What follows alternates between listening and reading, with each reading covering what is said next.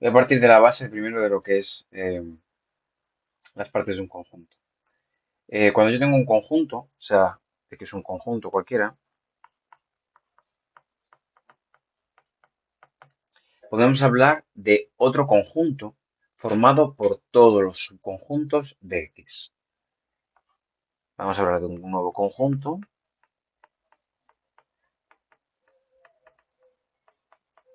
formado por todos los subconjuntos de X.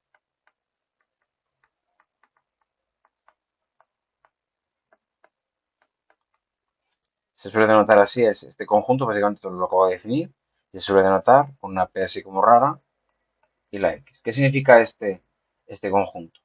Básicamente lo que significa es esto. Son todos los conjuntos tales que B subconjunto de A.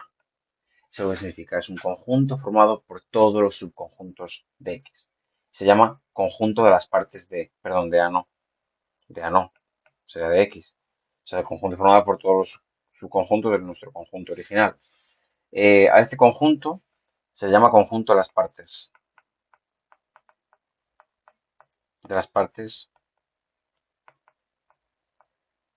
de X. Imaginad, vamos a verlo primero con un ejemplo.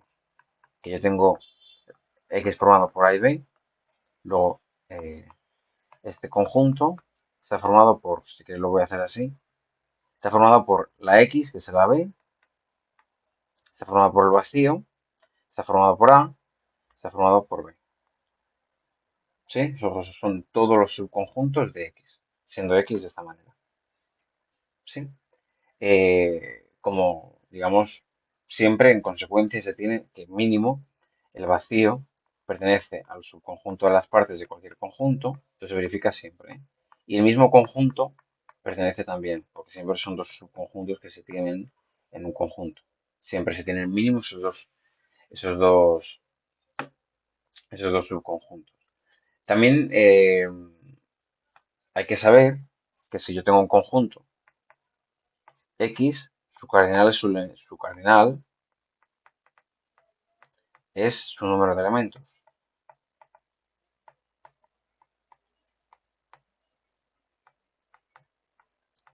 Y se denota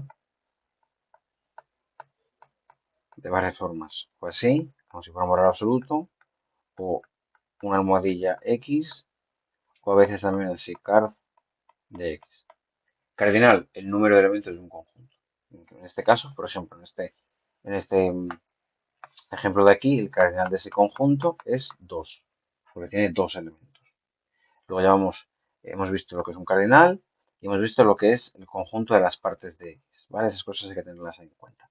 También hay que tener en cuenta o hay que saberse que el cardinal del conjunto de las partes de X es 2 elevado a n, siendo n con el cardinal de X igual a n.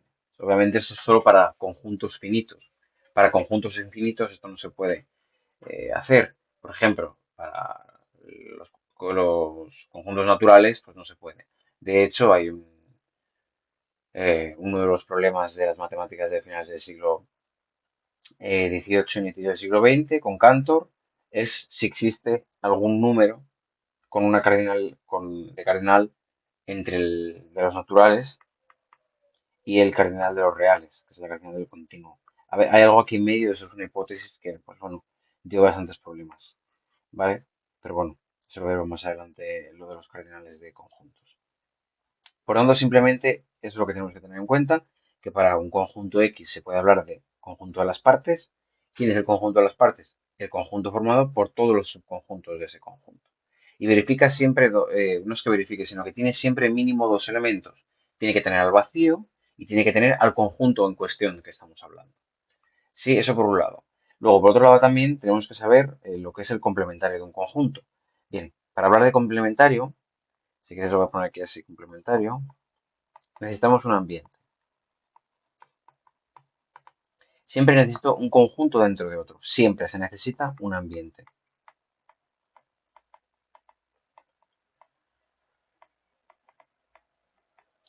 Luego sea, por ejemplo, A un subconjunto de X Entonces, se llama complementario de A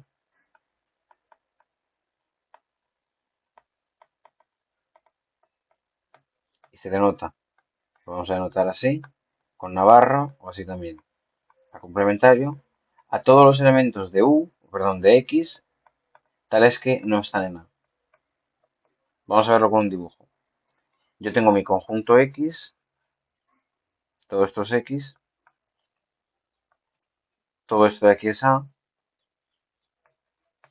pues lo que queda, toda esta parte que queda, a ver si la puedo pintar en otro color, pero en verdad no, por ejemplo así, toda esta parte que estoy como que dibujando de rosa, solo la parte de rosa, es lo que no está en A, ¿veis? Todo eso, ninguno de ellos está en A. Bueno, no voy a poner aquí ahora. Vale, ninguno de esos elementos está en A. Luego esos elementos que ninguno está en A son A complementario. Son los elementos que no están en A.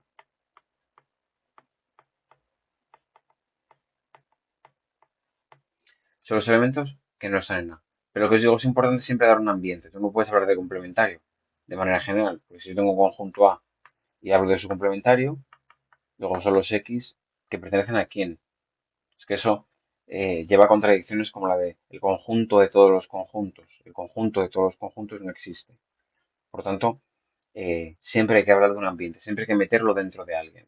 Por ejemplo, si queréis, me da igual, el conjunto X está formado por A, X1, pues y A, si queréis, está formado por A, pues A complementario son los elementos de X que no están en A. ¿Quién no está en A?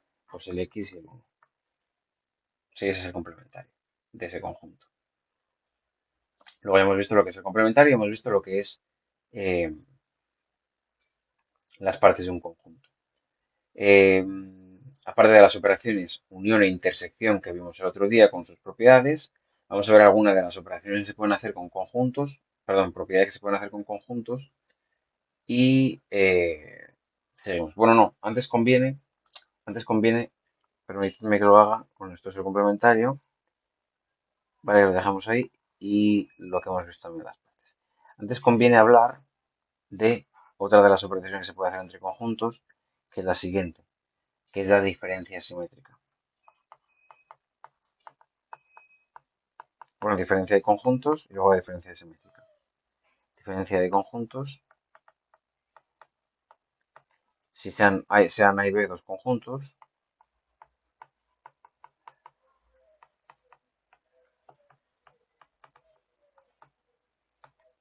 se define su diferencia simétrica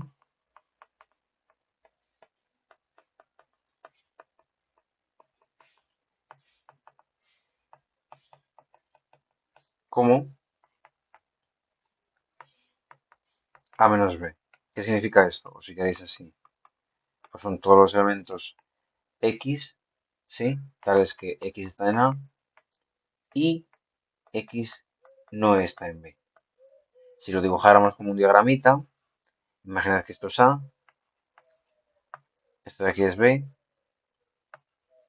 pues dice, son los elementos de X que están en A y no están en B. ¿Quiénes son? Pues sería hasta aquí, hasta ahí, hasta ahí, hasta ahí, hasta ahí, hasta ahí. Si os dais cuenta, son A menos lo que está en B.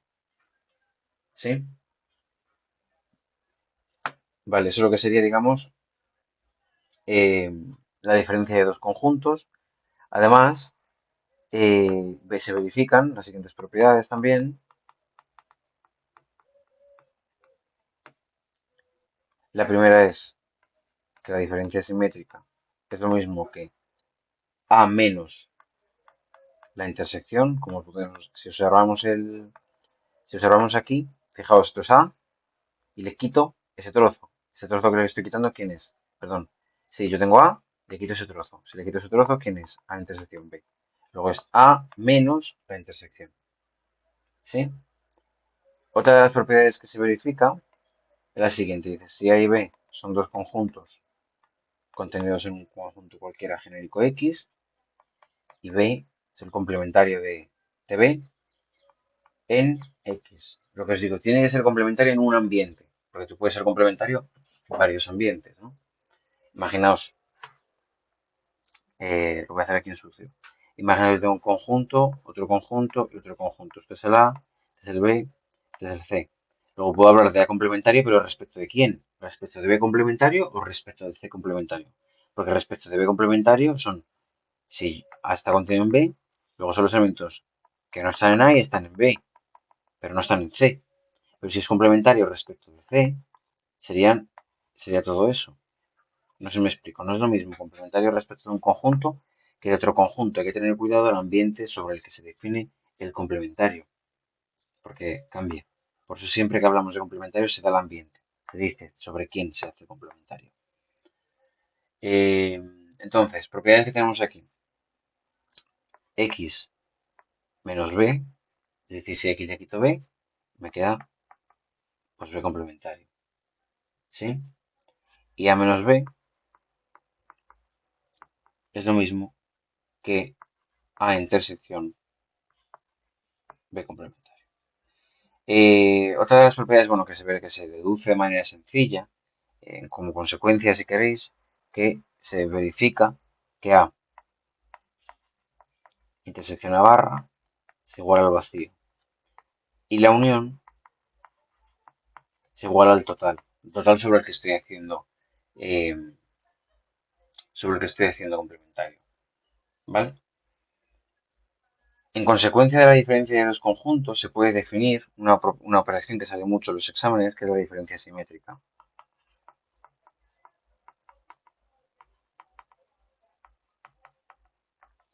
La diferencia simétrica entre dos conjuntos se pone así como un triangulito y es a la unión de los conjuntos quitarle la intersección.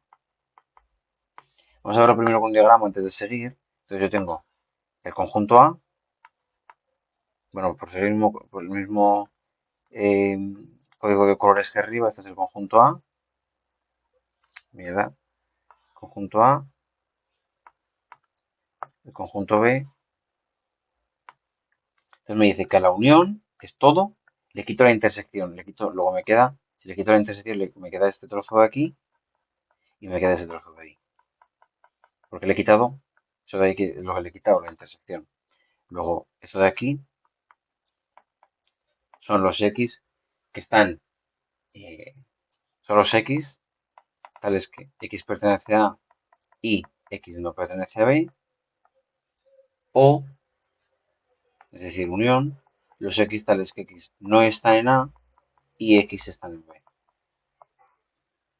¿Sí? Entonces ya tenemos que esta es la diferencia simétrica. Son la unión quitando el hueco de la intersección.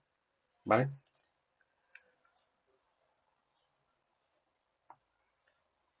Como digo, sale mucho en los exámenes lo de la diferencia simétrica con algunas propiedades que podemos ver más adelante. La sección de álgebra de conjuntos habla de 15.000 propiedades, pero eh, yo quiero destacar simplemente una muy importante, que vamos a dejar aquí abajo resaltada y demostraremos algunas y ya está. Las leyes de Morgan,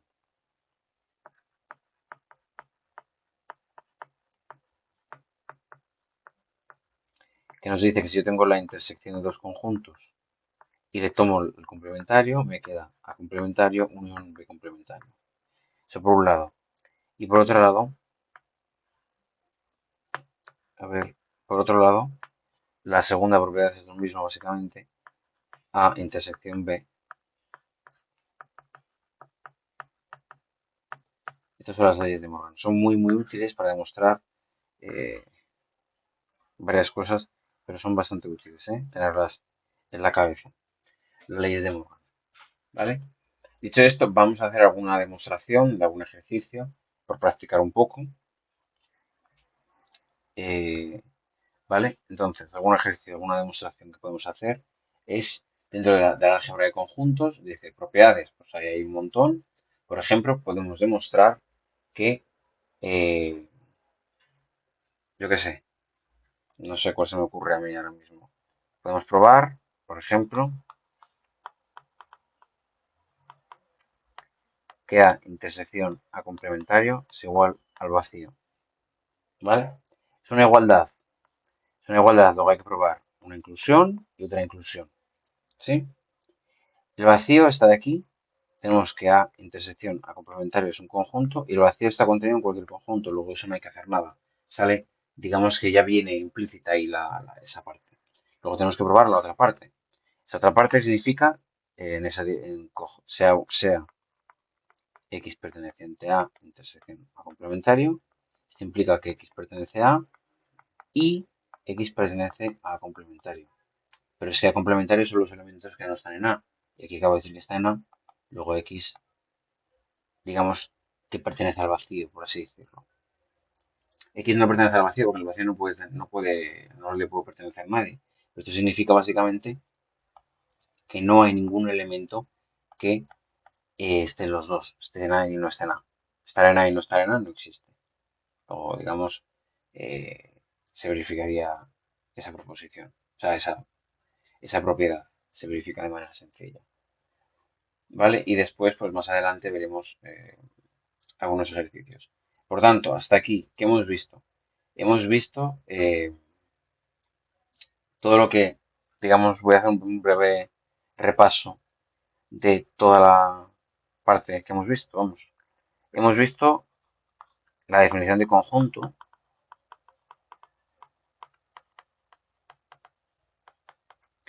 y pertenencia, que se dan como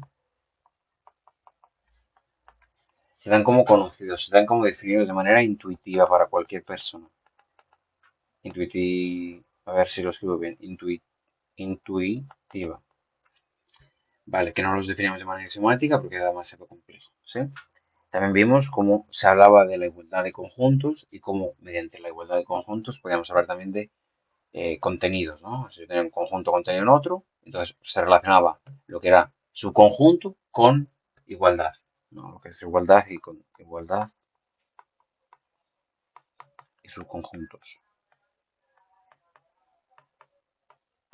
Que dos conjuntos eran iguales si tenían los mismos elementos, o dos conjuntos eran iguales si uno estaba contenido dentro del otro. Otra de las cosas que también vimos fue las operaciones de unión e intersección,